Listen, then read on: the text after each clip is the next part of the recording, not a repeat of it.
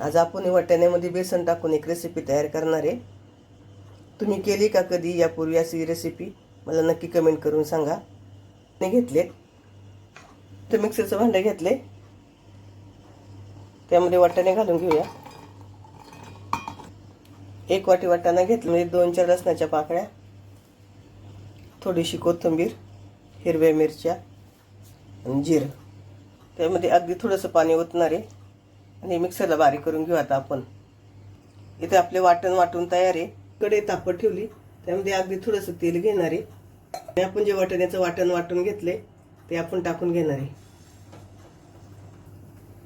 इथे आपण हे वाटण छान असं परतून घेणार आहे, अगदी 2-3 मिनिटं।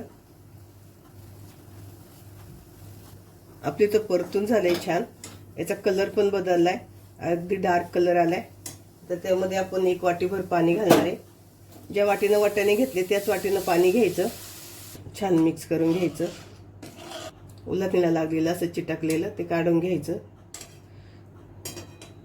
आणि इथं कडक भांडं वापरा, स्पॅच्युला वगैरे असं वापरू नका, कारण खाली लागलं ना की मग ते खरडता येत नाही आपल्याला।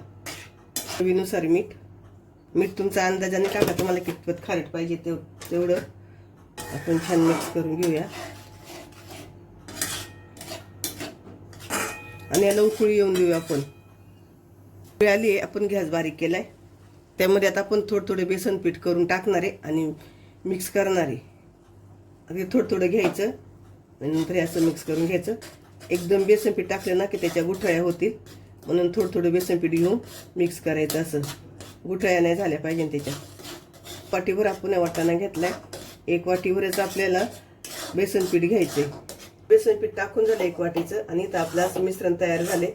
आता हे आपल्याला शिजून घ्यायचंय, त्याच्यावर आपण झाकण ठेवून घेऊ। बारीक गॅस केला, बारीक गॅसवर शिजून घ्यायचं। फास्ट गॅसवर शिजून घेतलं तर खाली लागेल। आपण झाकण काढून बघूया। मध्ये मी 2 वेळा मिक्स केलेलं आहे, तुम्हाला परत दाखवते एकदा। इथं आपले छान शिजून झाले, गोळा तयार झाला अगदी मिश्रणाचा। ह्या गॅस बंद करूया। इथं आपण एक प्लेट घेतली आहे, त्याला आपण तेल लावून घेऊया। त्याच्या आपण तयार केलेला गोळा ठेवूया आणि आपल्याला पसरून घ्यायचं आहे छान। वाटीला तेल लावायचं थोडंसं आणि हात भाजतात, म्हणून असं छान पसरून घ्यायचं सगळीकडून, म्हणजे आपल्याला चटके नाही बसते बोटाला। आणि थोडीशी जाड थापून घ्यायची आपल्याला ही, नंतर साईडने असं थोडंसं बोटाने दाबून घ्यायचे। थंड झाल्यावर वड्या कापून घेऊया। आपली कढई तापली, त्यामध्ये तेल ओतून घेऊ। तेलामध्ये आपला वर्षभराचा मसाला आहे तो टाकूया 1 चमचाभर आणि अर्धा चमचा धनिया पावडर आपण मिक्स करून घेऊया। त्यामध्ये वाटण टाकून घेऊया। हे मी 8 दिवसात एकदाच वाटण करते। कांदा, खोबरं, लसूण, कोथिंबीर आणि आले याचं वाटण करून ठेवते, छान भाजून मिक्सरला बारीक करते, मग 8 दिवस टिकतं ते वाटण टाकलंय आपण। त्यामध्ये थोडीशी कोथिंबीर, त्याला छान आपण 2 ते 3 मिनिटं परतून घेणार आहे।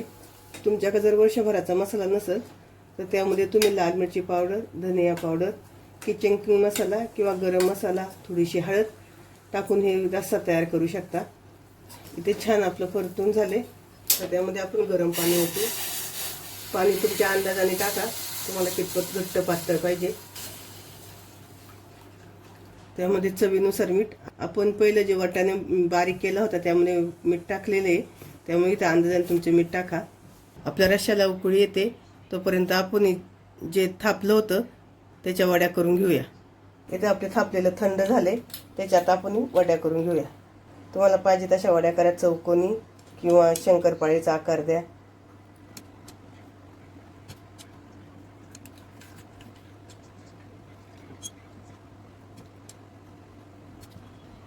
इथे बघा आपली छान वड्या तयार झाल्या।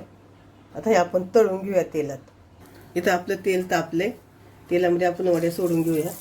वड्या आपल्याला फास्ट गॅसवर तळायच्या, स्लो गॅसवर तळ्या ना तेल जास्त पितात त्या, म्हणून इथं आपल्याला फास्ट गॅसवरच वड्या तळून घ्यायच्या आणि अगदी दोन्ही साईडने लाल कलर आला पाहिजे।